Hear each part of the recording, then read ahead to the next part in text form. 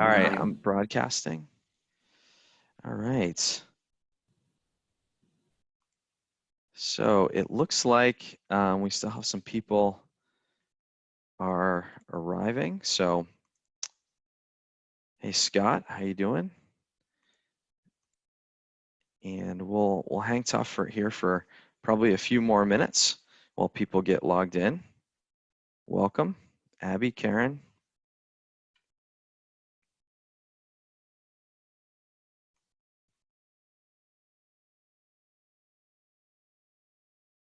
All right, got a good crew here now. Logan, Ryan, Ashley, Abby.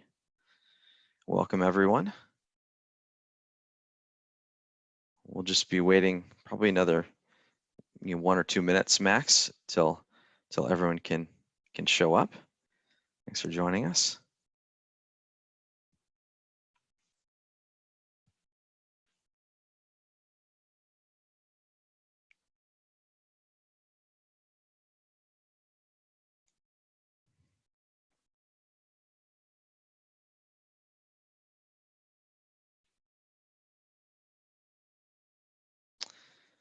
All right. All right. Well, thank you. I guess I'll get started here. Really appreciate everyone joining us today. Thanks so much to the Society of CPAs. Thanks, Robin, and the folks over at the New Hampshire Society for understanding the need for this and understanding the need for this type of consulting and guidance and acting really fast to make it happen. We were able to turn this around really quickly, and so hope this is really valuable to all of you who are in attendance. So my name is Ryan Robinson. I'm the Chief Service Officer at Mainstay Technologies. We've done trainings and presentations for the Society of CPAs many times, so I wouldn't be surprised if I've met a number of you in person. We work at Mainstay. What we do is we're a managed IT services firm as well as an information security firm as well, and we have quite a few CPA clients and really love working with CPAs throughout New Hampshire. So our goal here today, well, first of all, don't stress. I want to let you know sort of some rules of the road here. Don't stress about taking notes. I can send detailed notes to anyone who makes the request for that. So just email me at rrobinson.com, rrobinson@mstech.com, and I will send you the notes. I'm seeing that my camera here is a little fuzzy. Sorry about that. Hopefully it'll find me again. But the philosophy here is that I want to give you a lot of information, but then also give you, so we're going to fly through things. I was raised in New England, so I can talk fast when I need to. And I want to give you a lot of actionable, valuable content in this, and then follow up and give you some detailed notes so that you are able to dive in deeper on anything that you need to, and that you can integrate any of the items that you're interested in through this. So with that in mind, we have a lot to get through, and we want to get through it quickly. So let's dive in here. So the situation that we're in. We are, I don't need to explain to any of you on here, I'm sure all of you are very well aware of the fact that the coronavirus has changed the market dramatically in just a matter of days, really. I mean, you think about where we were just 2 weeks ago, and it's like we were in a different universe. Organizations are needing to go fully or partially remote almost overnight. And in New Hampshire in particular, we had such little notice on this because we had the announcement from the governor that schools were going to fully remote or shutting down on Sunday evening. And then by Monday morning, you had kids all over the state who were home and parents needed to stay home with them. So quite literally in that case, overnight, businesses had to change their entire workflows and ensure that people were able to connect remotely to all that they needed to do their jobs effectively. Now, the good news in this is that the market has been step by step moving towards enabling a remote workforce for years. With the proliferation of mobile devices, with cloud-hosted infrastructure and cloud-hosted applications, and increased bandwidth, we're actually in the best possible place to be able to make this shift very quickly. And in fact, many organizations already have, many organizations that work with Mainstay, we've already been making this shift iteratively over time. And so, those organizations were in a great position, but even those who maybe were less remote can get there fairly quickly. And a playbook to do so is really what we want to talk about today, as well as how to make sure that we do it securely. I mean, you think, where would we be if this happened in, the 1980s? It would be a very different story. Now, the challenges, though, are the fact that, first, we're just not there yet. We were making a lot of progress, but we were still, if you think about it, we were really years away from many organizations being fully remote ready. Changes in business, even with the rapid developments in technology, still typically only happen iteratively. They don't happen overnight because organizations can only handle so much cultural change, so much workflow change. Individuals typically can only respond to so much change in a certain amount of time. And so given those human rhythms, it usually takes a while to make those shifts, and we weren't there yet. There's also the other challenge, the fact that, secondly, that many organizations just can't be fully remote. There are, for those of you joining, your accountants, CPAs, but think of the organizations that you work with, manufacturing, construction. I mean, so many companies have physical integration just written into the fabric of their industry and can't make that shift immediately. And then third, many companies that could be fully remote, and maybe your organization is one of them, may lack, the proper remote access tools, from VPN to laptops to various kinds of additional security devices. You may lack the necessary cloud-hosted infrastructure or accessible anywhere applications and data. You may lack the necessary virtual communication tools. Or even if you have the virtual communication tools, it could be that many people within the organization are just not familiar enough with how to use them to be effective with them. You may lack the proper security layers, both technical and administrative, and the various protocols and processes and policies that go along with that in order to be remote and stay secure. And lastly, you may lack the cultural buy-in that is really necessary and critical to make this shift. So I want to talk real quick about that cultural buy-in. I'll make a note about cultural buy-in. There are some very legitimate reasons for people to be concerned about their users being fully remote. You may have them about yourself being fully remote or mostly remote. You may have some about your employees being fully remote.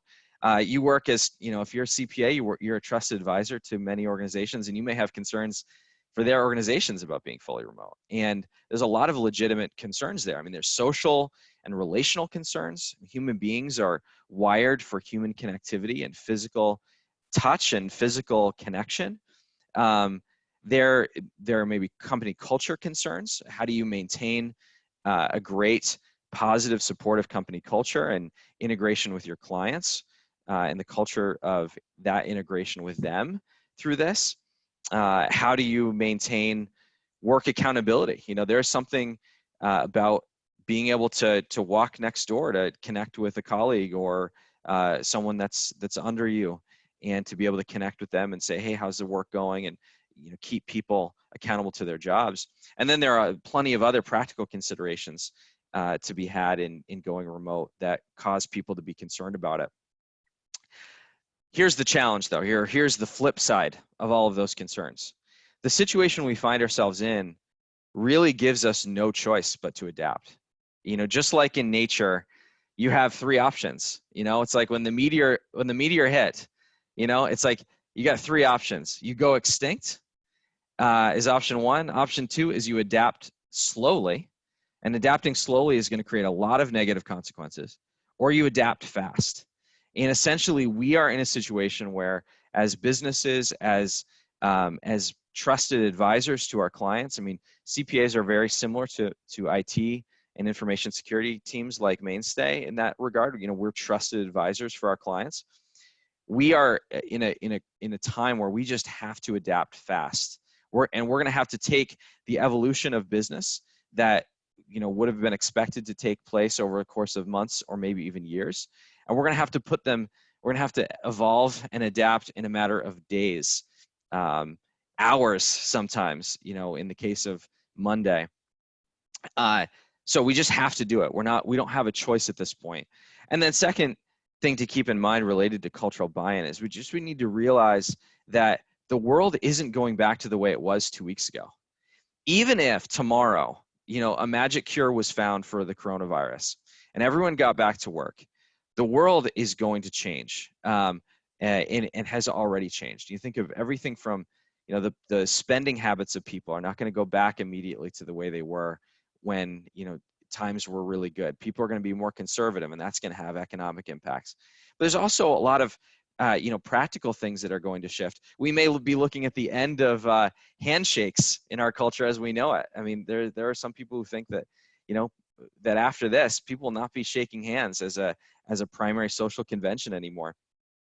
But from a business perspective, if you go fully remote, and even you do that, and you set up all of the systems and policies and procedures and technologies to make that all happen, are people going to immediately just go back to going into the office?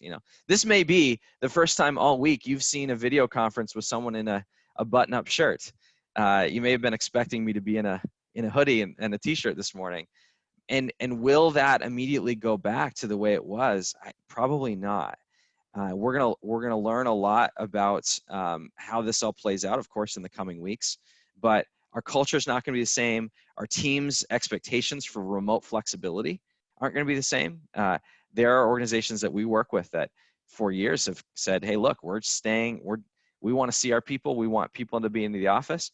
And overnight, they've had to change that. And are those team members going to not expect a similar remote flexibility once they come back? And the market obviously isn't going to be the same either.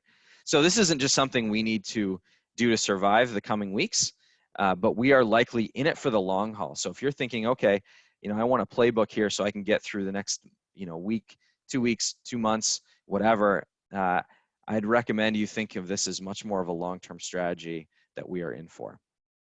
All right, so here's the playbook for enabling remote workforce. And actually, I should have mentioned earlier in the presentation, quick note here is that for questions, given the nature, when I'm doing in-person seminars, I love when people ask questions as we go. Just given the nature of this kind of format, what we'll do is we'll do a question and answer session at the end of the presentation. But what I'd really request of you is not to wait to write down your questions and put them in until the end, because you might forget about them, or you might lose some of the nuance in the question you're trying to ask. I'd encourage you to just write them in as you go, even if it's on a separate notebook somewhere, so that we can have a really robust question and answer session at the end. All right, so here's the playbook. The playbook consists of these 4 broad categories in order to enable your remote workforce and to keep them secure. First, you need the proper technology. So proper technology is going to include things like cloud-hosted infrastructure and applications, remote-ready devices, proper connectivity and remote access, necessary, dual monitors, triple monitors, and peripheral devices, scanners, printers, all of the things that you need in a typical office. Phones, right? We can't ignore the fact that people still need to reach out to us in a very traditional way. And then additional virtual communication tools. So we're going to talk about each of those as we go through those technologies. Second, we need security layers and workflows. So we need the proper, both technical and administrative controls. The physical controls are changing as well once you get outside of the office environment and you get into a home office or remote office structure. We'll talk about that a little bit. You need cultural intentionality. And this is one of the things that is going to be easiest for organizations to forget and not focus on, but we need a lot of intentionality to continue to develop positive company cultures and positive, work-life balance and keeping people sane through all of this ultimately. And even after this all ends and we're able to connect, but people are still working remotely, we're going to need more intentionality than ever before if we have a lot of our workforce working remotely, partially or most of the time. And then ongoing adaptation. We're going to have to work through this. We're going to have to continue to build and adjust as we go and move to iterative changes. So we'll talk about each of these in their turn. So let's start with proper technology. All right. So traditionally, okay, in an on-site infrastructure, you would have an on-site technology infrastructure. You would have a number of elements. You'd have a server environment. This is where your applications and data is hosted and or services are performed. So you think that that box that was in that server room, or those multiple boxes in that server room, those are presenting many applications or the data within certain applications. There's files that are saved in those servers, and those servers are providing additional kinds of services from account controls and all kinds of other tools that the server is providing the individual endpoints. Second, you have applications, the software programs that ensure that you can manage the data and the workflows necessary to meet the needs of your staff and meet the needs of your customers. So there's a host of applications, of course, that we all use on a regular basis that are sort of we all have in common, like the Microsoft Office suite. But then there are individual line of business applications, you know, your Thomson and Reuters software that you use, those kinds of things that are specific to particular industries. And a lot of times historically, those applications would be physically hosted on that box, that server box that sat in your office. Then you have the endpoints. The endpoints are just the devices that you use to access those applications and data. It can be computers, tablets, smartphones. Then you have the network environment. This is the equipment necessary to move data from the servers to those individual endpoints and from the internet safely to those endpoints. So usually when you think of your network environment, you're thinking of your firewall, your switches, your wireless access points, even the cabling in the walls are part of the network. Then you've got your monitors and your other peripheral devices. So this could include docking stations, computer screens, printers, copiers, scanners, keyboards and mice, etc. Then you have phones, our verbal communication tool inside and outside the organization. And then even historically, we've used virtual communication tools such as video conferencing, instant messaging, and so on. However, to be remote enabled, we have to shift each of those, right? So as you can see in the slide, you shift the server environment to either cloud hosted servers or serverless environments. You switch locally hosted applications to hosted applications that can be accessible anywhere where you have an internet connection. You move your endpoints, which may have historically been desktop computers, for instance, that are much more immobile, and you move those to mobile-friendly endpoints like laptops. You move your network from a regular business network to a secure home network.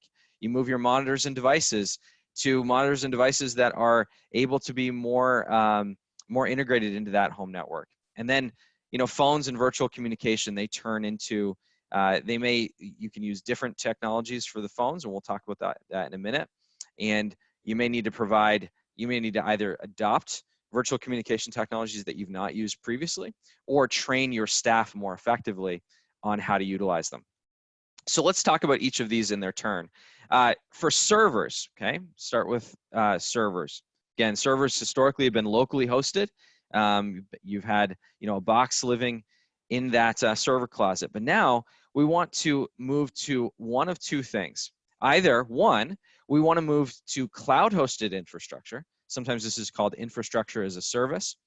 And cloud-hosted infrastructure is basically where you take whatever was living on that physical server in your office, and you quote unquote lift and shift it up into the cloud. And you do this in one of two ways. And just a quick definition for those of you who are not from, you know, everyone hears the term cloud, but sometimes it's there's a loose definition in people's mind of what the cloud is. The cloud simply means that instead of accessing your data through locally hosted physical devices, you are getting that data across the internet, and that data lives in data centers.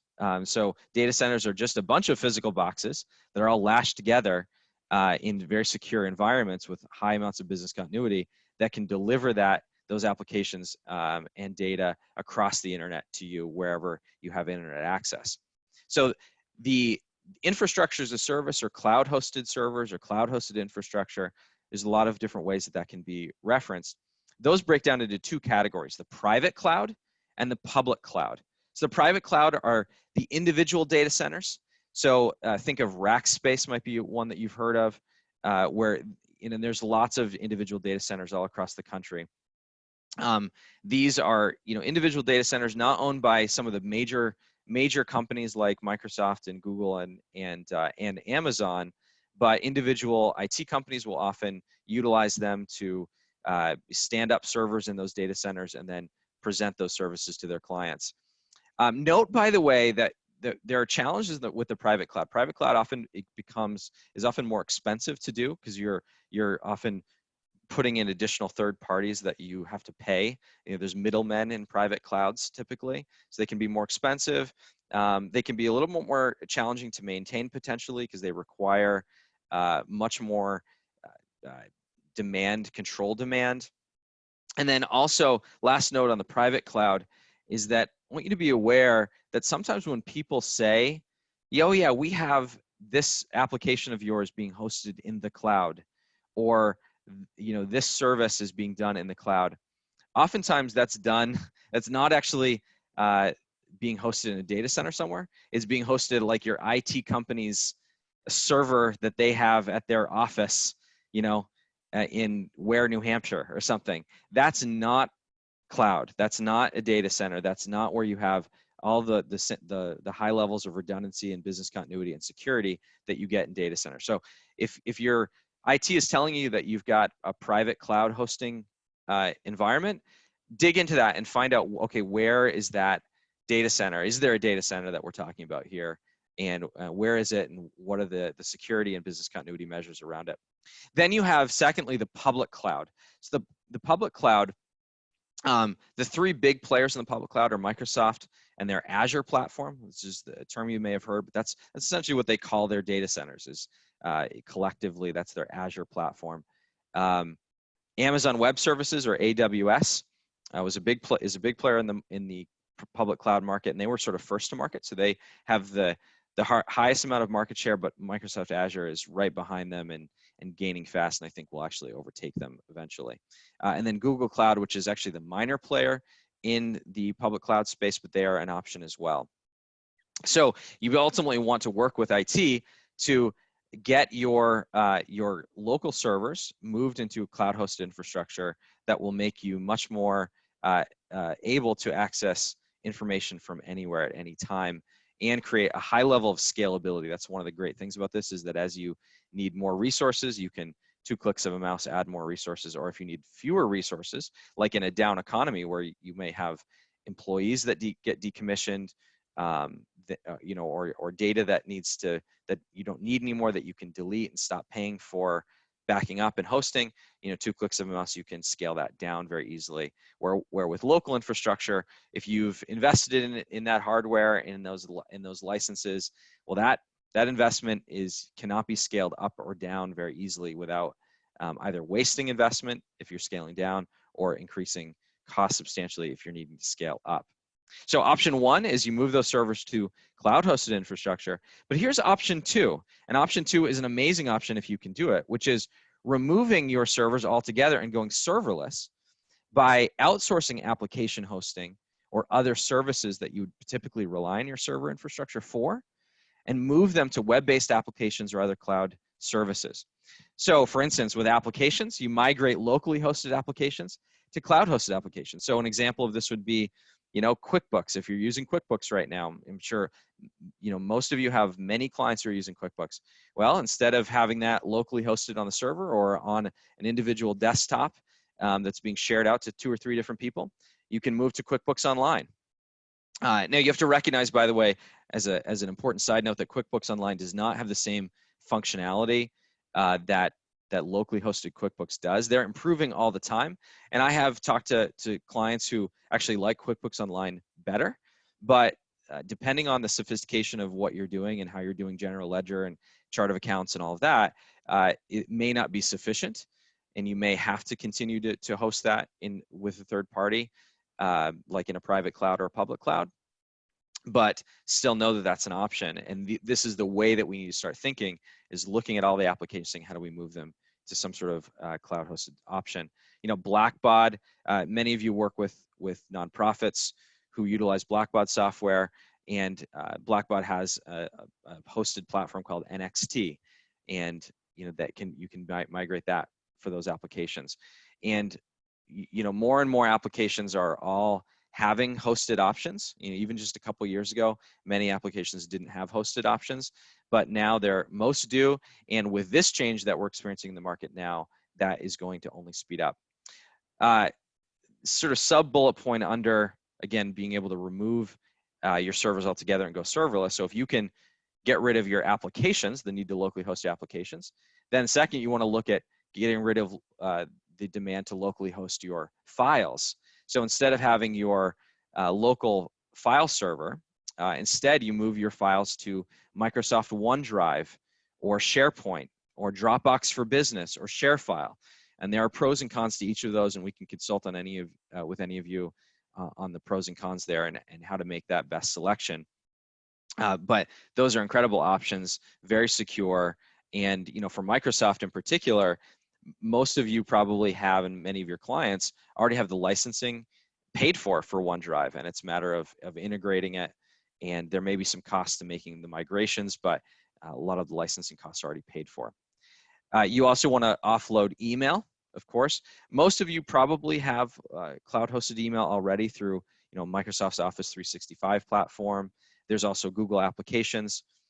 So thankfully, that's one of those areas where most organizations are already there. But if you still have a local Exchange server, you're going to have to think about how to migrate that. And then lastly, account management even. And there are more sub-bullet points that we could go into, but for brevity's sake, I won't. But account management, what if you're familiar with this term, Active Directory, which is a service that's utilized on a local domain controller to manage individual accounts. So if you're R. Robinson at mstech.com, that has an account related to in your domain controller, and you have to still manage those security permissions and controls. And the great thing is that in recent years, Microsoft has come out with something called Azure AD, which essentially is not a one-to-one replacement for local Active Directory, but gets you a large percentage of the way there. And if you combine that with other services like mobile device management, then you can be in great shape to, again, lift and shift, as they say, your account management responsibilities from your local server to one of these cloud-hosted services. Okay, so hopefully all of that makes sense. Again, continue to type in. So that's servers. Next up, let's talk about endpoints. So endpoints need to be mobile friendly, and in a word, this means laptops versus desktop computers. So you want to work with your IT partner to ensure that you have laptops that are a few things here. One, that are business class. So business class laptops are different than the consumer grade laptops that you're going to see in Best Buy and Staples. They have solid chassis. They have proper ports needed for dual monitors and the various things that you're going to need peripheral devices for. There's also no adware typically on business class machines, adware or bloatware, which are basically like back end running software programs that companies use to advertise their goods and services, but create security holes, and there's lots of bad reasons, or there's lots of bad things behind adware and bloatware, and you want to remove the possibility of that. This is why I always recommend that you are getting your laptops from Dell or HP or Lenovo, some of the major providers. You also want to have proper warranties. 3 years is a standard warranty, but warranties are important when you think about the fact that if you're in a professional services firm, your primary tool is that device. It's like it's the hammer to a carpenter. And if that device is not working properly, you're going to be in rough shape. So you want to have good warranties, typically with next day pro support, so that you can get up and running on that device right away. And especially if you've got people living remotely and working remotely, and they can't just sort of drive down to the office and quickly pick up one of your spare laptops, then that's going to be all the more important. You want to have appropriate resources, of course, appropriate specifications on those laptops to make sure that you can do the work and your team can do the work that they need to do.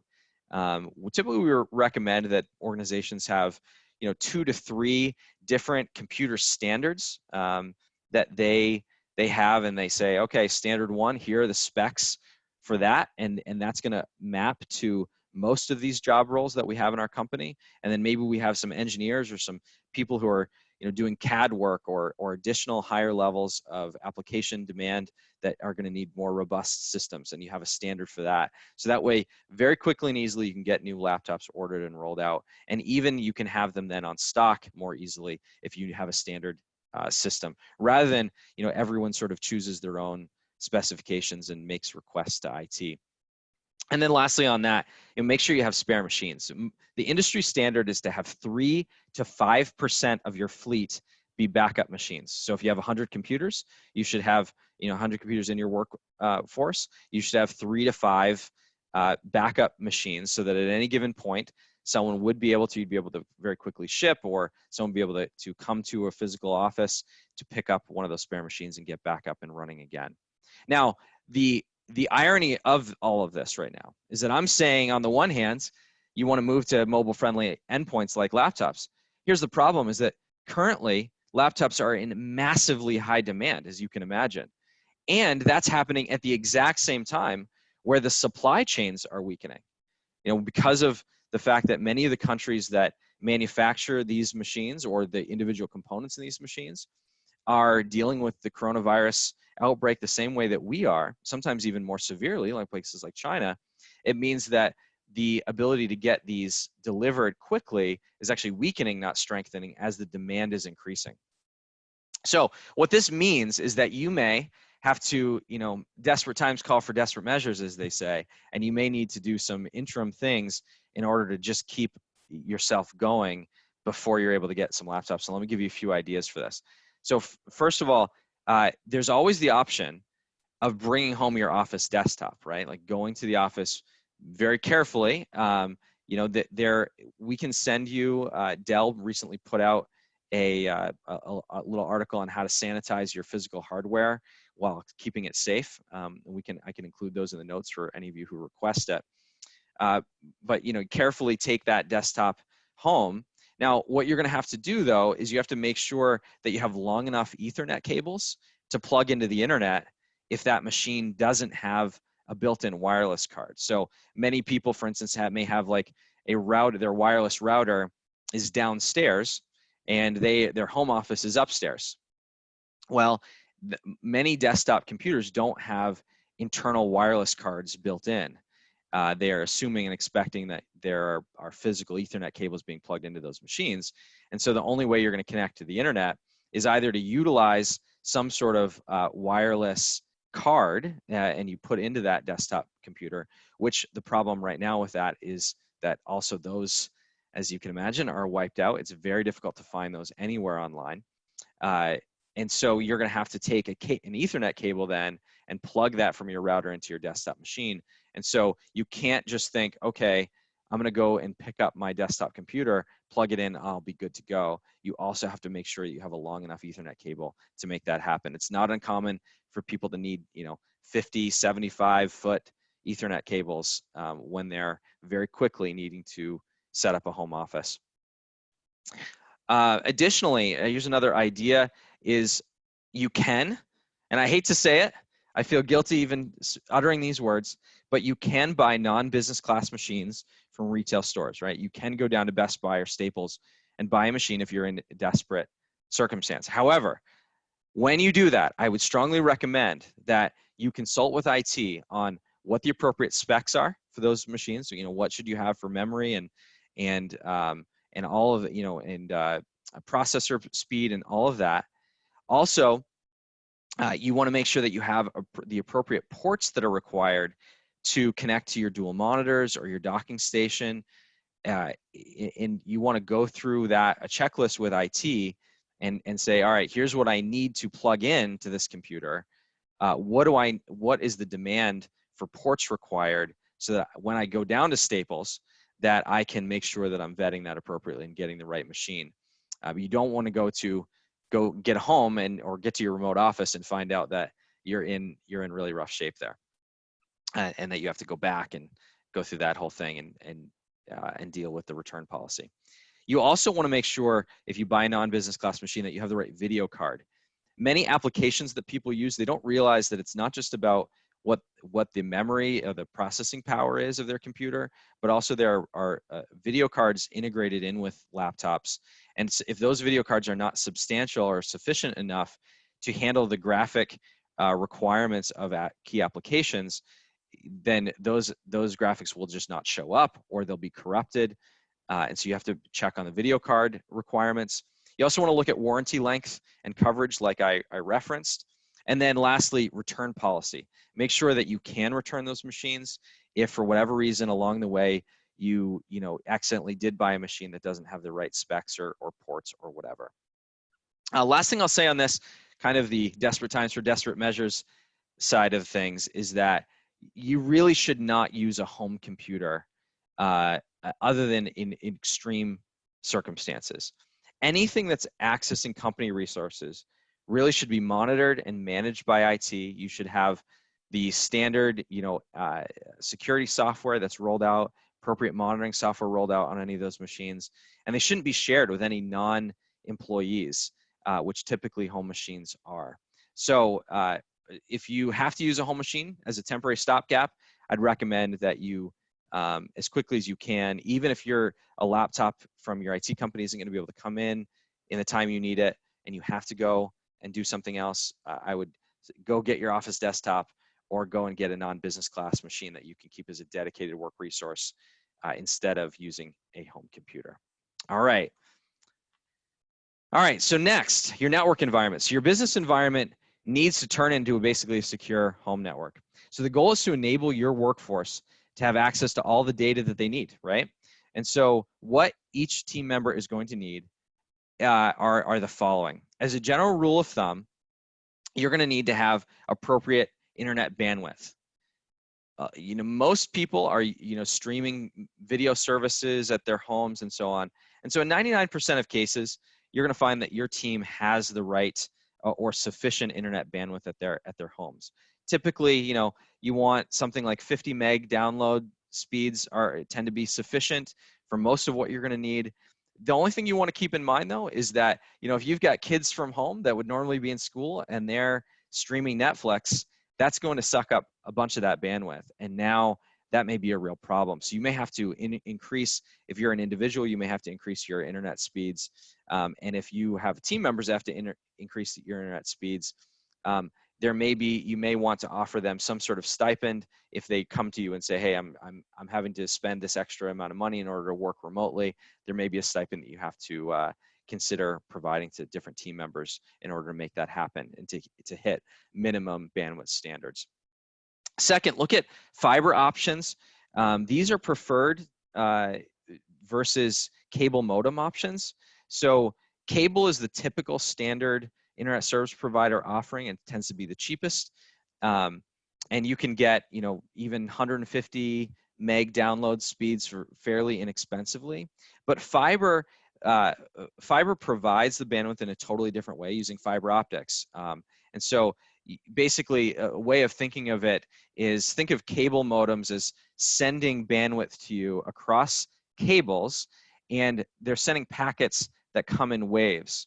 Fiber, think of it as like the same kind of pipe, but instead of sending the data in waves and sending the data packets in waves, think of it as more like a stream of water going through the pipe, where it is full and clean, and there are not the likelihoods of drop packets and slowdowns.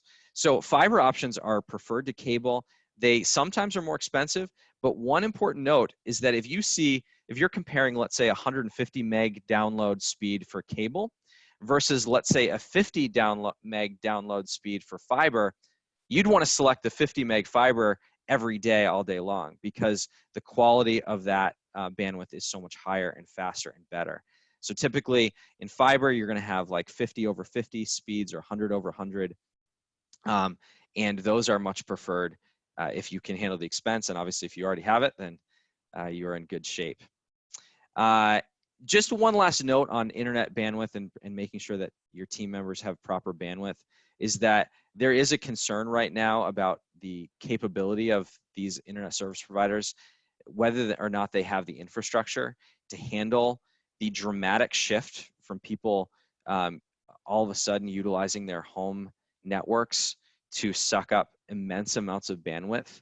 You know, you normally have kids in school not on Netflix, right? You have businesses or business people at their offices using their business class fiber and not their home cable. And so we may see that there are slowdowns or even crashes that happen and full service stops that happen from these internet service providers. So just be aware of that, that may be coming. The second thing related to your home network is to ensure secure remote access. So if the applications and services are cloud hosted, you may not need actually additional remote access capabilities. And at that point, your security is going to shift more to what you have for policies and workflows and user training, which we'll talk about in a minute. But if you're not in a fully cloud-hosted infrastructure where all of your applications are web-based, all of your services are coming in through the cloud, and you don't have to log into a server that's living in a private or public cloud, or it's still a local server back at the office, if you still have to do that, you're going to need to have secure VPN. So VPN allows users to access data, applications, and services from a local server at the office or from servers in a public or private cloud. Think of it basically is that, you know, it just like the name implies, it's a virtual private network, and there's a tunnel that is essentially created between work and home, or your home office and the server that you're trying to access. And so it creates a virtual, you know, that you are almost in the office virtually, you could think of it as, and sends that data back and forth in an encrypted, secure channel. So, so secure VPN is important, and one of the keys in having secure VPN and what makes VPN will help you make VPN particularly secure is that should be layered over by multi-factor authentication. So in other words, when you log in to your VPN client, and so that you can access those resources, you should also have to enter another form of authentication, a second form of authentication, in order to be able to access those network resources. Multi-factor authentication means that in order to log into anything, we need at least one form of authentication, which is typically a password, right? And that is something that you can know. Unfortunately, because a password is something that you can know, it's also something that you can be tricked into giving away. It's something that people can guess. It's something that people can hash and crack. So you need secondary or even tertiary forms of authentication to ensure that that does not happen and that you are protected. So forms of secondary authentication would be things like a text message that gets sent to your phone, and you have to enter that in order to access it in addition to the password. Now you might think, well, wait a second, isn't that text message something that I can know? So isn't that the same thing? No, because that text message is only going to go to your phone, your specific physical device, which means that in order for someone to be able to log in to your servers through your VPN, they'd not only have to gain access to your password, but they would also have had to steal your phone as well.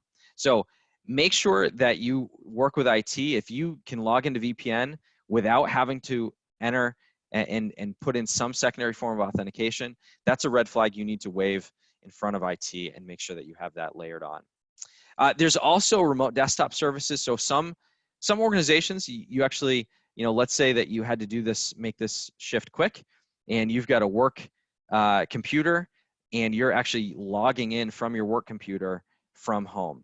There are services, the secure services that you can use, LogMeIn, Screen Connect. There are services that you can do to do that securely and do that remotely effectively, where essentially you're, instead of thinking of logging into your server, think of remote desktop services as logging into your computer that lives at the office, that lives physically at the office. But the key is, if you do that, you should have multi-factor authentication for that as well. So ensure that whether you're using VPN or remote desktop services, that you're layering multi-factor authentication over that. Okay, So let's talk about monitors and peripheral devices. So these are made up of some key elements. So let's start with talking about docking stations. First of all, monitors and peripheral devices are important, right? Because even if you have the world's greatest laptop, if you are sitting there hunched over in front of your laptop, typing on a very small screen with a poorly working trackpad, you are going to be miserable and inefficient, right? And if you're moving to a full or partially remote working structure, then that's going to be miserable for a large part of your day and for many days and weeks to come. So you need, you need additional devices, additional elements, and so that's where this category fits in. So first on the list here is docking stations. Now note that docking stations are not like the old, back in the day, and from a technology standpoint, back in the day means like a year ago, they had docking stations where you would put your laptop on kind of like a tray, and there would be often a fan that would run under the tray. And there would be ports that were attached to it. That's not the modern docking stations. The modern docking stations look really like a small black box. There's one on your screen there on the PowerPoint. You can see sort of to the bottom right-hand side of that monitor. That's what a docking station looks like. They're typically like small black boxes, the size and shape of a small external hard drive. They have multiple ports for multiple monitors, like HDMI, VGA, DisplayPort. So no matter what kind of external monitors you have, they should be able to handle those. They have multiple USB ports. Modern laptops are having fewer and fewer ports built into them. My laptop that I'm looking at right now doesn't have a single USB port on it. And so if I need to use a USB stick or anything else, a peripheral that requires that, I have to have a docking station that gives me extra ports. What's beautiful also about docking stations is that they can supply power directly to the laptop. So with one cord, you can plug in one cord into your laptop and that's it, and it will supply everything you need, from your wireless mouse and keyboard to your additional monitors to other additional peripherals. They're fantastic, and it can provide power all at the same time with simply one cord, like a USB-C cord plugged in or something like that. So really recommend getting a docking station when you have a remote workforce. They usually cost somewhere around 150 bucks, so really not too terrible. In times like these, we're all being conservative with money, and so even $150 feels like a lot at the moment, but for the efficiency that you gain, it's well worth it. Speaking of efficiency, computer screens. There was a Microsoft study that showed that users can have let me hear the stat, this is crazy, a 10 to 49% efficiency increase when they use dual monitors. Now, that 10 to 49% is a large range. You might say, why is it range so large? Well, it depends on how many applications you're using at any given time. It depends on how often you're in front of your computer and you're doing work in front of your computer. But when we're talking about moving to a remote workforce, these are the people that are on their computers most of the day and typically have many applications that they're opening and toggling through. Multiple monitors, there is, in my mind, from an efficiency perspective, there's no better investment than multiple monitors. If you've been using your single monitor for a long time and you get double, do it. If you've been using 2 monitors and you can get 3 monitors, do it. If you have 3, and I use 4 monitors typically, and that's because I generally speaking have at least 4 applications open at any given time, between email, line of business applications, Excel documents, those kinds of things. Think of it like a desk. If you were working on a very small desk and you were working with physical paper, and your desk was only the size of a single 8.5 by 11 sheet of paper, and every time you wanted to change and look at a new piece of paper, you had to take that piece, put it somewhere else, grab the new piece and put it on, that would be miserable. And that's exactly what single monitors do. And so we really want to spread that out and allow ourselves to be able to look with a glance over at different things. You can also use, by the way, Alt-Tab is a great keyboard shortcut. If for whatever reason you don't at the moment have a dual monitor, Alt-Tab will allow you with just a very quick keyboard shortcut to toggle between your most recent programs. So I encourage you to do that if you don't have dual monitors, and even if you do.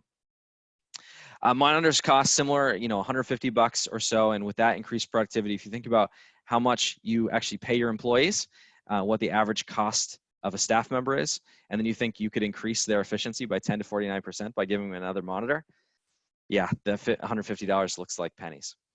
Printers, copiers, scanners.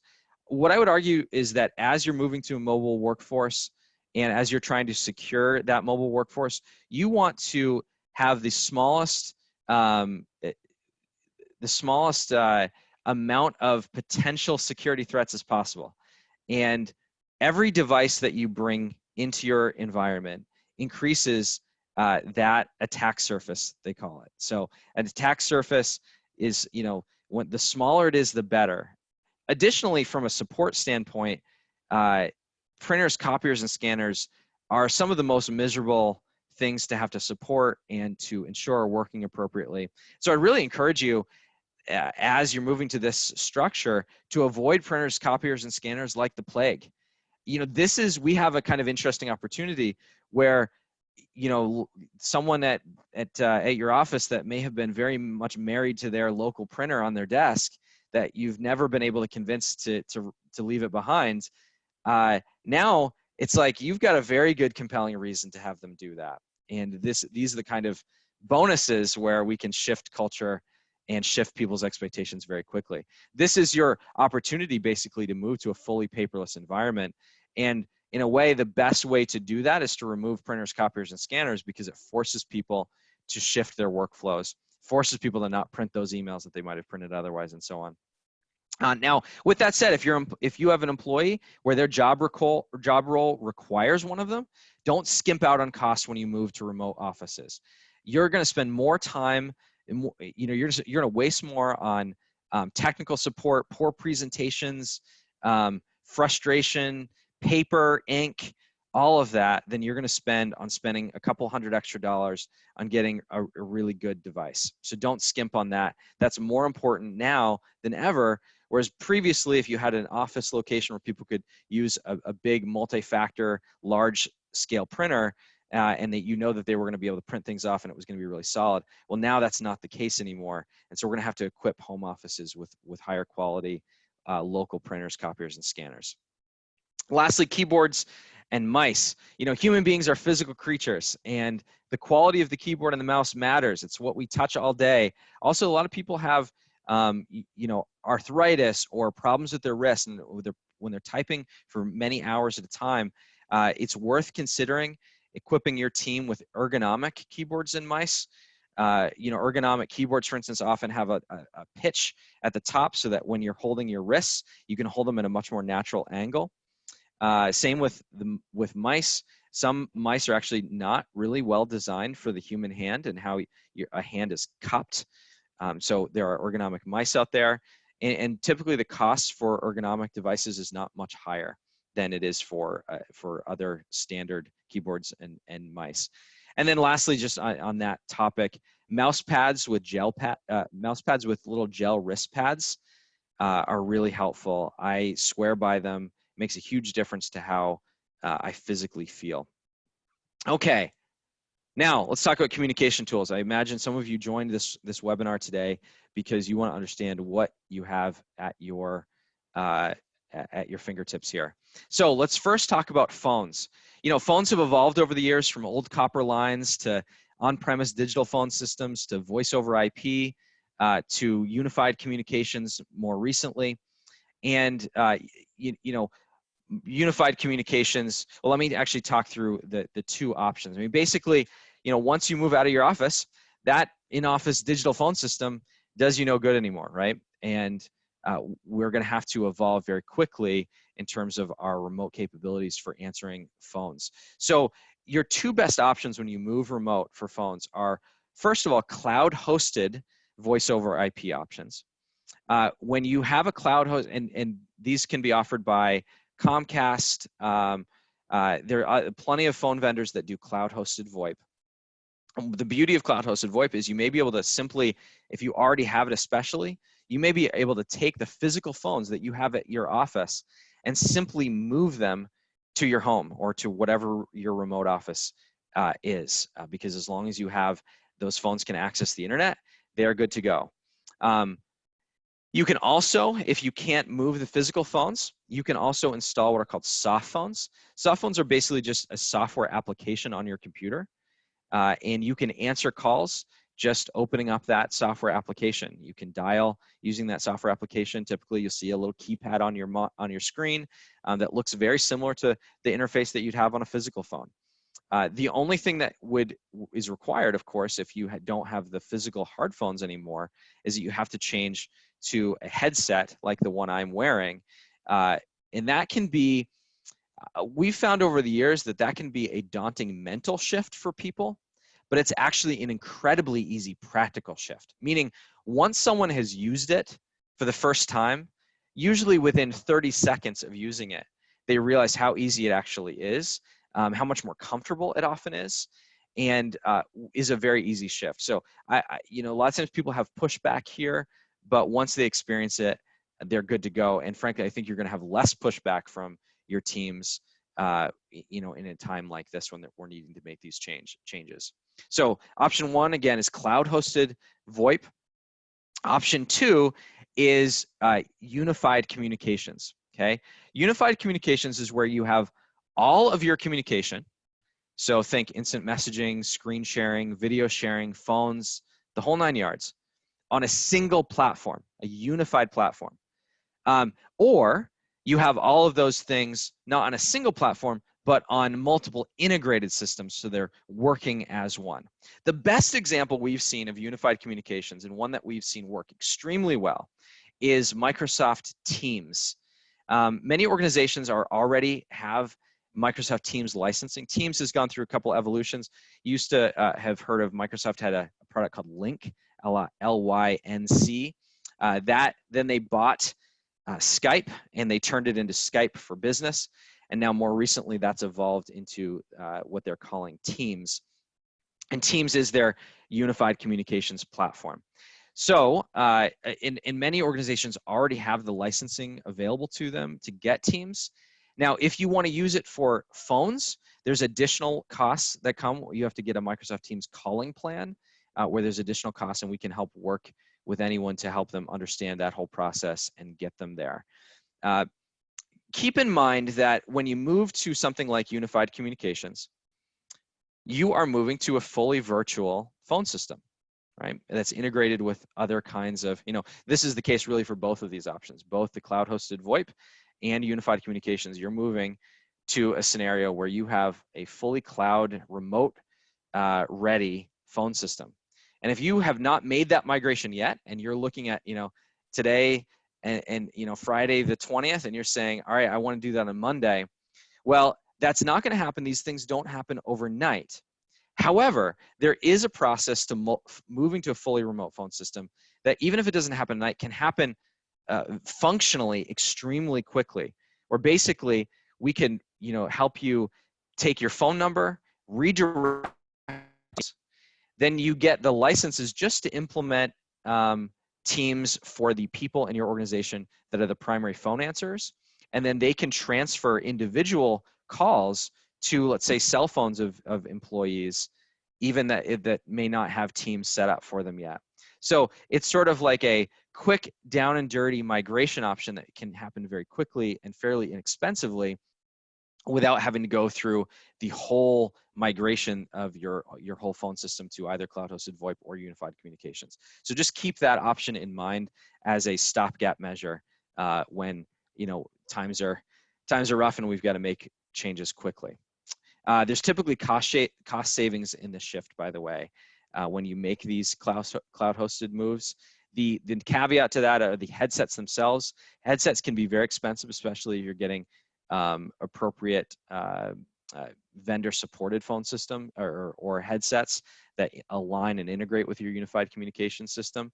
So just keep in mind that you may have to dole out some money for those headsets, but the service typically and the support is typically less expensive, or at least comparable with the local phone systems. Okay, let's talk about video conferencing.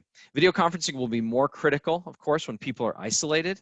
And so I already mentioned Teams. Teams is a great, powerful tool for video conferencing. That's what we use here at Mainstay almost exclusively internally. Google Hangouts is also another option, depending on what you have for licensing and the kind of business that you have. If you're a CPA that's a sole proprietor, there are options there. Typically, Google's platforms are better for either individuals' use as opposed to corporate use or education use. It's less sophisticated and less secure for business use. So it's not the best option, but it still is an option. And then Zoom is the big player in the market right now. That's sort of the independent player. They have really had an incredible, and that's the platform we're using for this webinar is Zoom. And they have really developed over the last couple of years, have a strong play. If you're actually looking for one stock that's performing well right now, a Zoom stock is one of those. And so we can help train you or your team on utilizing Zoom more effectively, but that's a great tool both internally and externally. There is costs associated with it though, that whereas with Teams, you may already have the licensing integrated. I'll mention lastly on Teams that Microsoft is actually offering for the next 6 months a license upgrade to get Teams if you don't have it for free. So let us know if we can help guide you and direct you on that. The last sort of bonus tip related, if you look at your PowerPoint or the PowerPoint presentation here to the right, I'm going to give you kind of a bonus tip here for voice email. This is one of the tools that I am the most excited about and use ad nauseum. There's an application called Voxer. Basically what Voxer is a mobile app primarily, but you can also utilize the desktop app for sending voice messages, either one-on-one or in a group setting. So think of it as like if you're in a situation where you want to send an email, but it's going to take longer to type it out, and you want someone to be able to, and you'd rather just speak it out, but it doesn't make sense to call someone because they may not be available, or maybe you just need to kind of get out 2-minute piece of information that's not so much a dialogue, but more something that you just want to broadcast to someone. That is where Voxer is incredibly helpful. It's also not like visual voicemail, for those of you who've seen that on your cell phones. It's much better than that because not only can it transcript and you have it in a good format, similar to visual voicemail, but you can record messages up to 15 minutes, which is not typical with voicemail. You can play back very easily. You can hold on to those messages long term, whereas visual voicemail will sort of fill up space more quickly. You can also play back the speed. So if someone sends you a long message, you can go up to 4x playback on that. So depending on how fast someone speaks, you may want to put it on 2 or 3 if it's going to take you a long time to get through it. So it's perfect for when you want to have a conversation with a team member or a client, but your schedules just aren't in line. And so you can use this, by the way, not just internally, but you can use this with clients as well. They just have to have the app. So just search in your phone's app store for Voxer to download. The free version is more than suitable for most people, and even most organizations. There is a paid version that will give you more long-term storage, will allow you to recall messages. I love Voxer so much. I have the paid version, and it's well worth it. I've loved using this tool. And I think at Mainstay, in fact, we use this as an executive team all the time. And I think a lot of the progress we've made as a business over the last couple of years has been due to Voxer because of how tight our communication and how timely our communication is able to be, because we don't have to wait till the next executive meeting in order to pivot the business or get a client what they need or whatever. You can also use, some people might be thinking, well, isn't there voice texting through iPhone that I can do? Isn't that kind of the same thing? Yes, it's similar, but it only works with other iPhone users. It's mobile only. It's not desktop ready, and it doesn't have all the fun features and the benefits there. So would strongly recommend you downloading and looking at the Voxer app. Okay, let's talk about security and workflows. So we have multiple security threats, all converging at the same time. Organizations can become faster and looser with security right now. When they're needing to change rapidly, this is when people become faster and looser with security. Also, we have individual users now are remote and are much more likely to fall for social engineering tricks when they're in a new environment and navigating change. You would then have, on top of that, you have home networks that don't typically have the same security layers as business networks. And then combined with all of that is that the threat actors out there, the hackers, all are aware of this, are all aware of this changing landscape, and are really having open season right now. And so, a quick Google search away, you'll find all kinds of organizations that are being hit hard, and individuals who are being hit hard, from bank accounts to sensitive data, because people are scrambling. When people are scrambling, their security protocols are not up to snuff. And so I want to give you some tools here to navigate these waters. So first of all, let's look at technical safeguards. I already spoke about multi-factor authentication and what it is. What I'd recommend that you do is look at 4 areas. First, any bank accounts, either business or personal, that you have should be layered with multi-factor authentication. You should not be able to simply go in and wire money to, transfer money from accounts, or heck, even log in without multi-factor authentication. And frankly, if you work with a bank that doesn't have a multi-factor authentication option, I mean no exaggeration, you should switch banks, because that's indicative of other security concerns potentially with that organization. You want to look at email. You want to layer email with multi-factor authentication. Some people think, well, man, I'm in email all the time, in and out. Am I going to have to send in, click a button on my smartphone every time, or put in a text code every time? No, because the way that Microsoft in particular manages their multi-factor authentication, they use a modern authentication practice that makes it so the only time that you would ever have to put in that secondary code, or that second form of authentication, is either when you set it up for the first time, or if you are using, let's say, Outlook.com when you're on vacation, or you don't have your computer with you, because that's the way that, right, a hacker would try to log in. And so it's required there, but it basically, you could think of it as caching that secondary form of authentication on your local machine, so you will be able to open up Outlook all the time without having to enter that secondary form of authentication. So we send back and forth, and oftentimes receive information from our clients, even which we did not invite or ask for. I think of how many times your clients have sent you financials and financial information where you're like, no, please don't do that. I did not ask you to do that. And now it's living in your system. And so email is important to protect with 2-factor authentication. VPN, as I already mentioned, another remote access tool, should be layered with multi-factor authentication. And really think wherever sensitive data lives.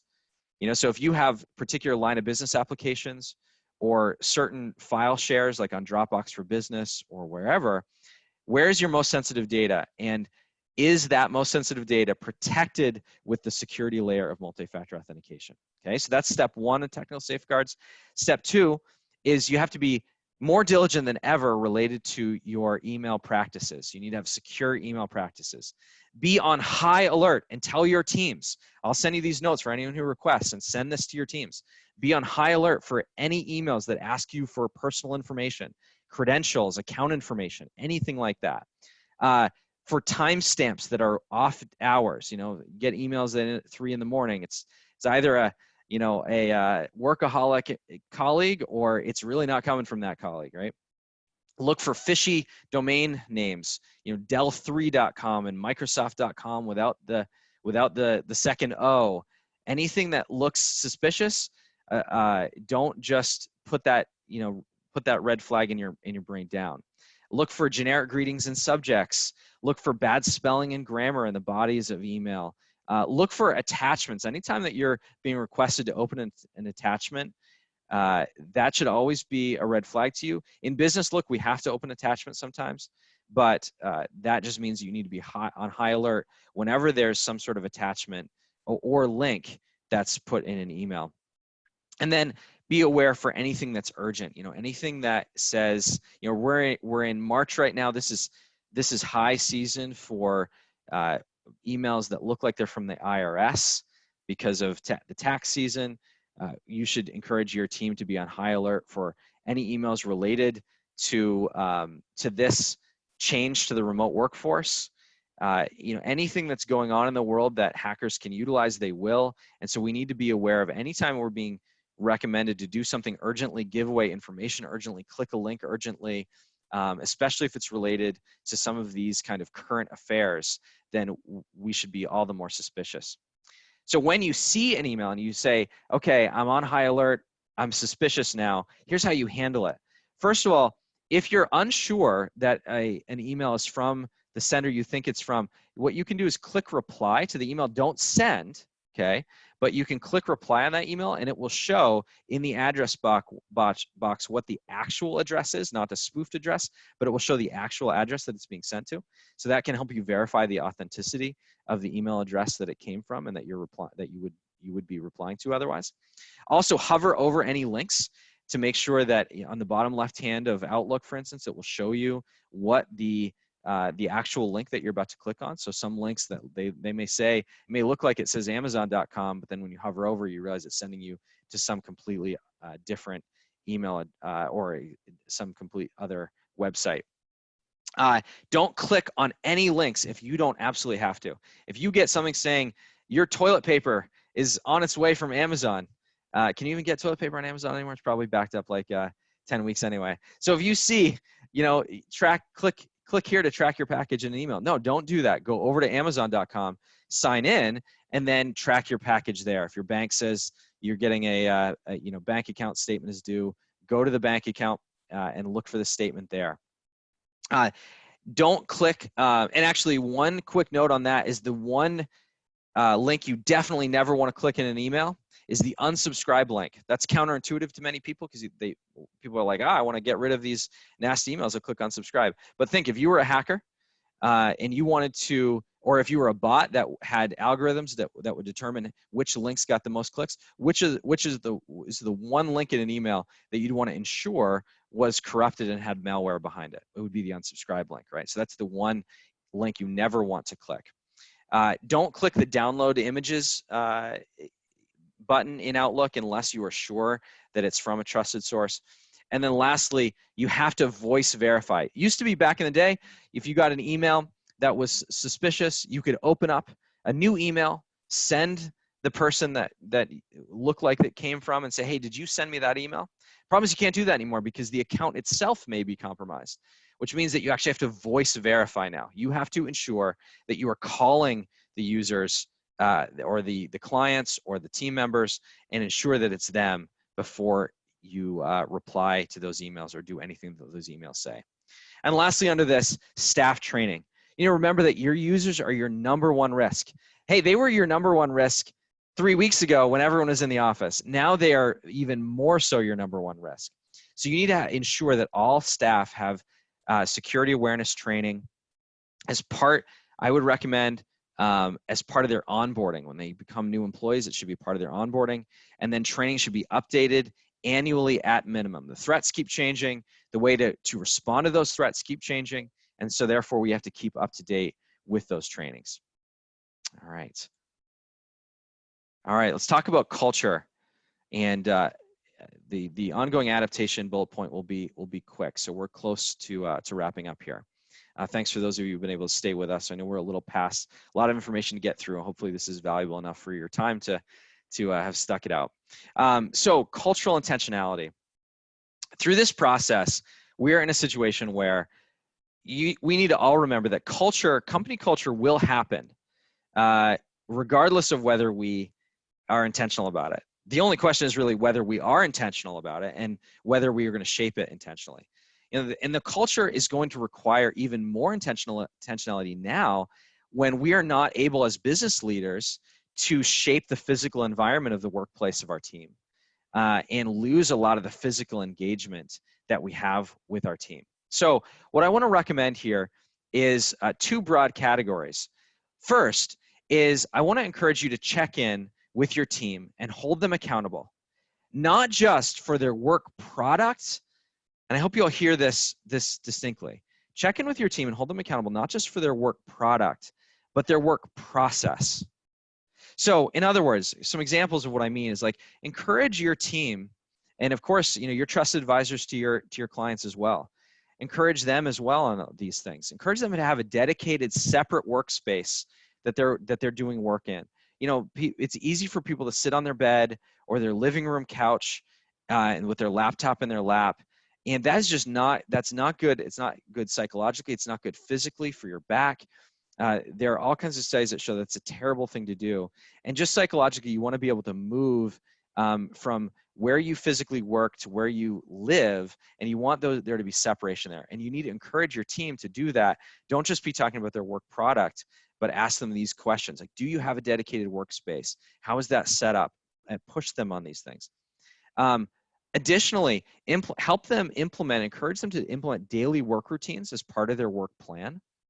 You know, it's not just children that thrive on routines and consistency. And even there are health studies that show that our health is tied deeply and profoundly to circadian rhythms. So when we get to bed and when we get up, all of that, the more consistent that we are with these things, the healthier we are emotionally, psychologically, and physically. So encourage your team. They should not just be working. It's so easy to blend work. I mean, I know I've experienced this. I've worked more, of course, this week remotely than I have ever before. And it's so easy for there to be like just a complete blend from work to home when you're in a similar physical space. And it's easy to work kind of crazy longer hours. And you need to encourage, I think we all need to encourage our teams to really think about those daily routines. When do you turn off? When do you turn on? Establish check-ins and reviews on this, you know, like in your rhythm meetings with them, talk to them about these things. And lastly, encourage and model proper. I mean, modeling is the key here. We all as business leaders need to do this, or how are our teams going to do it?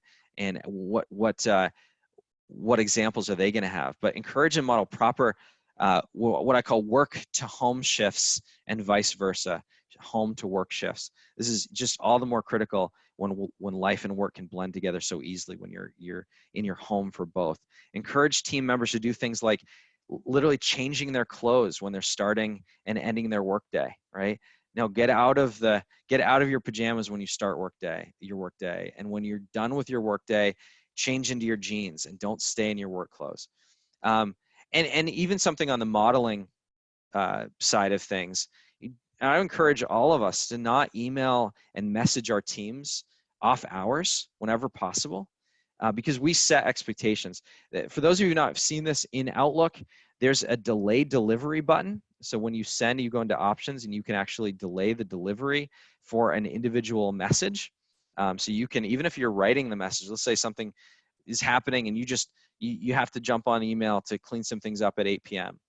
You don't have to necessarily send those emails at that time. You can send a delayed delivery to where that email won't get sent to the team until 8 a.m. the next morning or 9 a.m. the next morning, which will just help create a culture of where your team is not assuming and expecting that they should not maintain these kind of work-home shifts appropriately. Also, encourage all of us to increase one-on-one and all-team communication. So the need for communication and human connection is going to increase in all this. You know, we are all physical, embodied creatures. We are not just minds or souls. And so we are going to have to be super intentional about increasing this. So, you know, if you normally have a quarterly staff meeting, turn that into a monthly staff meeting, you know, all staff meeting. If you meet with your individual team members once a month, and you have those kind of rhythm meetings, turn those into once a week, but maybe just make them shorter so that you're having increased amount of touch points. Remember too, especially with the one-on-ones, all of us know people who, you know, are single guys, single gals who are quarantined, self-quarantining, and may not have a lot of interaction. You know, you may have a team member who is recently divorced and is already struggling with depression and now is sitting at home, and you know, work and life are blending together and they're not interacting with people as much. And we need to be just more intentional than ever about reaching out to these people, asking how they're doing, and encouraging this greater level of increased connection. Utilize those unified communication tools that I was talking about earlier to increase the ease and efficiency of those connection points. You know, that's one of the great points of establishing those tools, is that it makes it easier. You know, now instead of just having to pick up the phone and align schedules, you can just ping someone and say, hey, do you have a minute for a chat?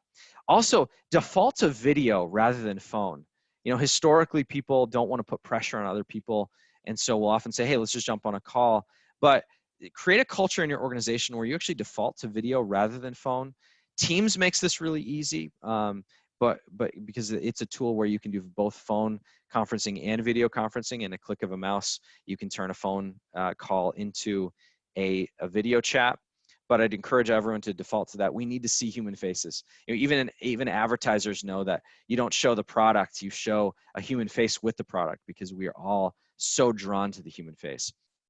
And then lastly, utilize Yammer.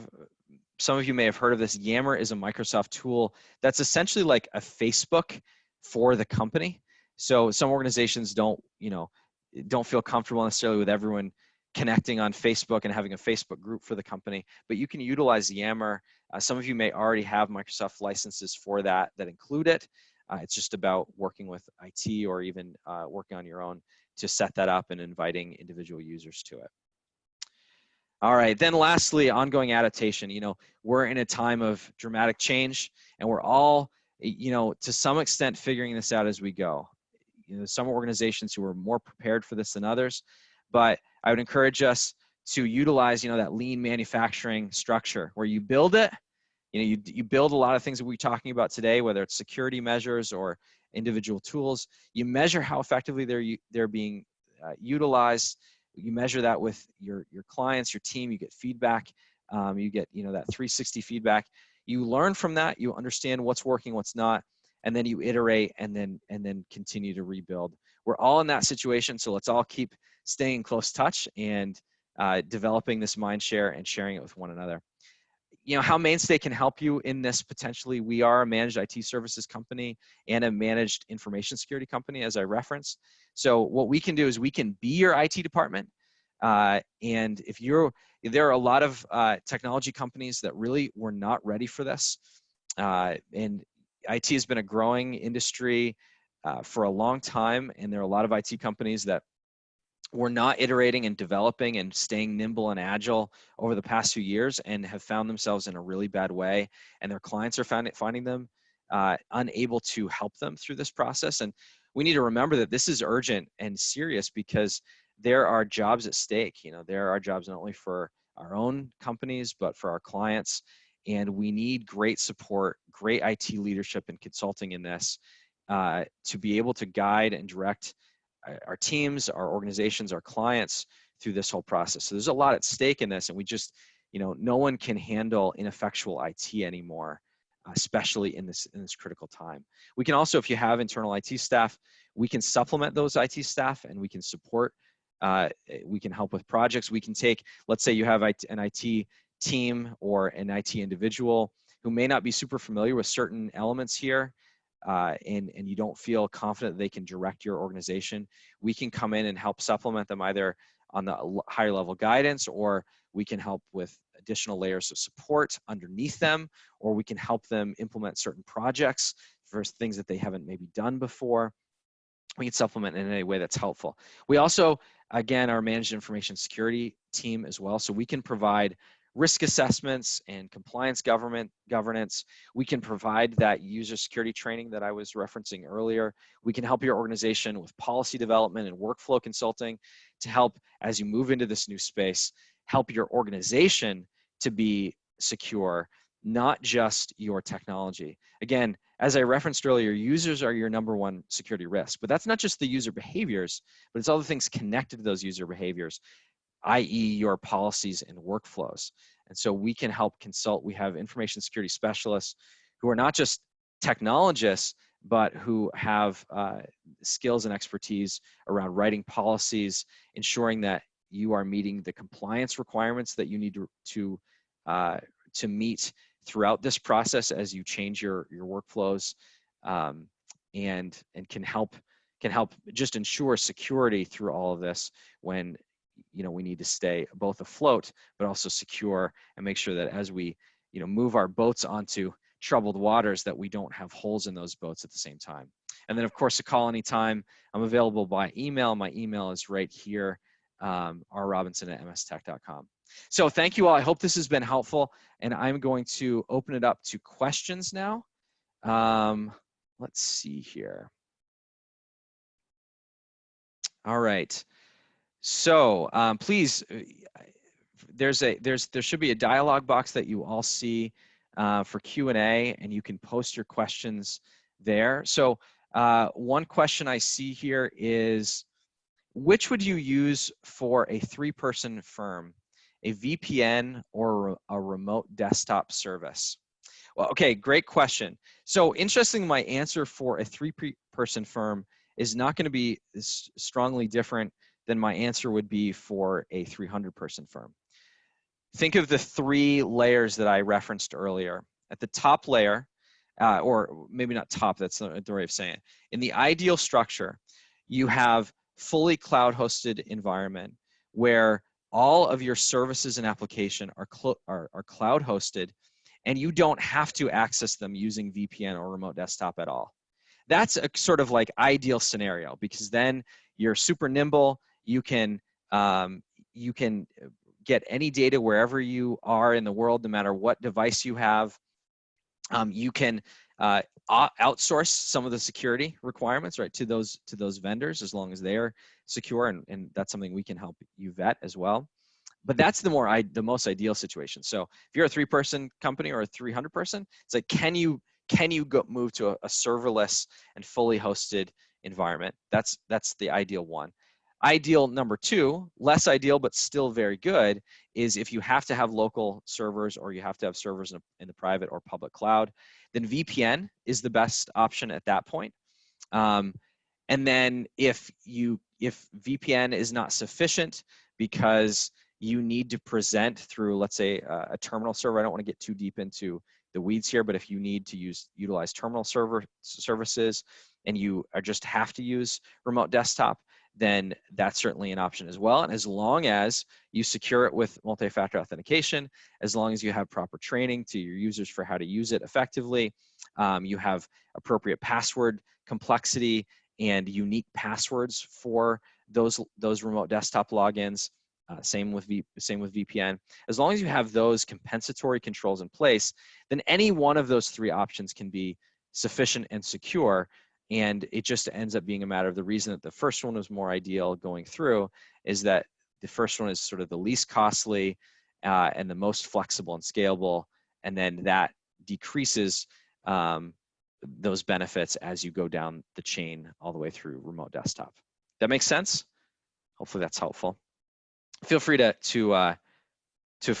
follow up with any follow-up questions. And that was from Mark. So Mark, see if that was a follow-up question. So move the files up to a Microsoft environment.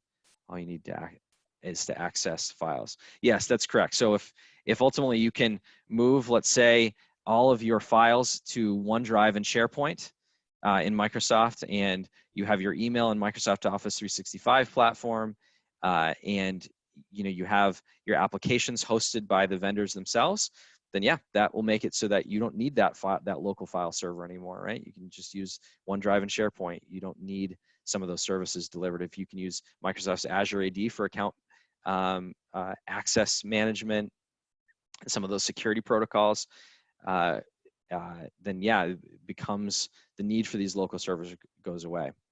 Okay, another question. If my organization has and utilizes Teams currently, how do you recommend we work towards trying to integrate that with outside clients who do not have Microsoft 365? Fantastic question. So a couple things on this. So first of all, remember that Microsoft Teams is something that, as long as you have this tool internally, even if you can't use it, sometimes people think, okay, well, I have Teams, but I can't use it externally, and I do a lot of client communication, so therefore I'm just not going to utilize it. I would not recommend that.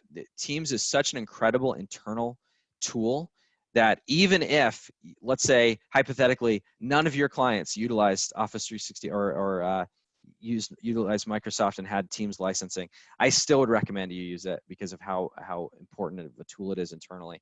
I mean, with Teams, you can do screen sharing very easily, video conferencing, phone conferencing, instant messaging, and the instant messaging functionality is called pervasive chat, which means it holds onto the chat long term, as opposed to other instant messaging tools that will kind of wipe away the chat once it's over, and you'd have to go back and look at old history files and so on in order to find it. So Teams is a great tool, even if you're only using it internally. If you are, and for those of you who may not have understood the question, what Ashley is referring to is that if an organization does not utilize Microsoft Teams themselves, and therefore they don't have the Teams desktop application or the Teams mobile application, you couldn't just simply jump onto a video chat with them without them setting up a Microsoft account and being able to download it. However, the good news is that if the organization has, if the organization or the individual, excuse me, that you are looking to connect with on Teams, whether it be on a video conference or anything else, if it's a video conference and they need the application in order to present the video to them, they can set up a free account and be able to do a one-time, video with you. So you can still utilize it out externally. And then for conference calls, you can actually, regardless, they don't have to send up an account. They can just physically phone in to your conference ID using Teams and be there regardless of whether they are using, they have licenses or even have a free account to access those kinds of meetings. The other thing to mention is just, this is also where platforms like Zoom are really helpful because Zoom, sort of like you pay the licensing for Zoom, and then you can invite whoever you want, regardless of what tools they have. They'll still, if you're doing a video, they'll still have to present using, they'll still have to download something, or they can use, actually they don't need to download something, excuse me, they can also present in the web browser as well. So excellent question. Right, another question here. Yes, so someone asked about online training for OneDrive. Let me address that actually as a broader answer to a broader question about training. There are multiple options out there for training on individual applications. So let me outline some of those options for you. So the most, of course, ideal training would be a kind of one-on-one training for an individual user, or a one-to-many training, one trainer to your organization. There are organizations like Horizons Training Center. They have Horizons locations all over the country. I think the closest one is in Nashua, the closest physical one. But even before all of this craziness occurred with the coronavirus outbreak, they can do what are called online live training courses, where it's very much like a particular trainer training you or your staff on a particular application or workflow, and it's live, so you can ask them questions, but it's online, so you don't have to be physically present. So that's a great option.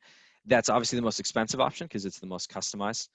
The second, there are also some great tools like lynda.com, if you've ever heard of that, lynda.com. There's another website called Pluralsight, P-L-U, see if I can I spell something that long in my head? Pluralsight.com. Actually, I haven't been on Pluralsight. Is it SIT? Might be SIT. Pluralsight.com, which has a lot of online trainings and has some application training. Although for your question in particular about OneDrive training, you're gonna have a better luck with something like lynda.com, which is more user-specific application training, whereas Pluralsight tends to be more technical, more in nature, so appeals to people maybe more sophisticated that wouldn't want kind of like the one-on-one trainings, but might more want the more advanced trainings. Although Pluralsight has some one-on-one stuff as well. And then, of course, Microsoft has their own library of online trainings as well, that you can find both on the Microsoft channel on YouTube and on different Microsoft sub websites as well. And lastly, Mainstay, we have some training resources ourselves too that we can connect you with and consult with you on. So any of those options are potentials. Good question. All right, well, I want to be respectful of everyone's time, and it's 11:35. So I think we'll end here, but let me just say this one final note, which is that we'd love to get feedback from you on this webinar. And so we'll send out a message to each of the attendees just asking a couple quick feedback questions. We really appreciate it if you could respond to that and let us know if there's any adjustments that we should be making. Obviously, we're moving into a brave new world here, so we need to follow that lean manufacturing structure as well and get feedback and then iterate. And we want to do that with these trainings. So any feedback that you could provide would be super helpful. Also, reminder that you can email me at rrobinson@mstech.com, and I will send you the more detailed notes on this so you can dive into any specifics. You can also reach out to me with any consulting on this. We can talk about anything that your organization might need. And for those of you who know Mainstay already, I don't need to say this, but for those of you who might not be familiar with us, we are not a sales-driven organization. We do not have commissioned salespeople at Mainstay. We try to make sure that we're just doing really helpful, valuable consulting for our clients and prospects, and so you won't get any. Don't fear that if you want consulting with us on some of these things that you're going to get any kind of hard sell in working with us. We want to just provide value and let the chips fall where they may. And then lastly, if you enjoyed this webinar and you found it helpful, please let the folks, Robin and the folks at the Society of CPAs know about that. And in particular, if they're, this webinar, we just scratched the surface in a lot of ways on all these different topics. Each one of these bullet points really could have been their own webinar. And if there's a particular bullet point that you want to go deeper on and you think would be really valuable to you or your team, please let the Society of CPA, let us know as well, but at Mainstay, but let the Society of CPAs in particular know, because I know that they're working actively on developing additional trainings and additional resources for CPAs throughout New Hampshire, and they would value that feedback as well. So thank you again. I really, I wish I could have seen all of your beautiful faces, and I'm sorry you had to see mine this whole time, but I really enjoyed going through all of this. I hope it was valuable, and I hope we will be in touch one way or the other. All right, thanks so much, everyone. Take care.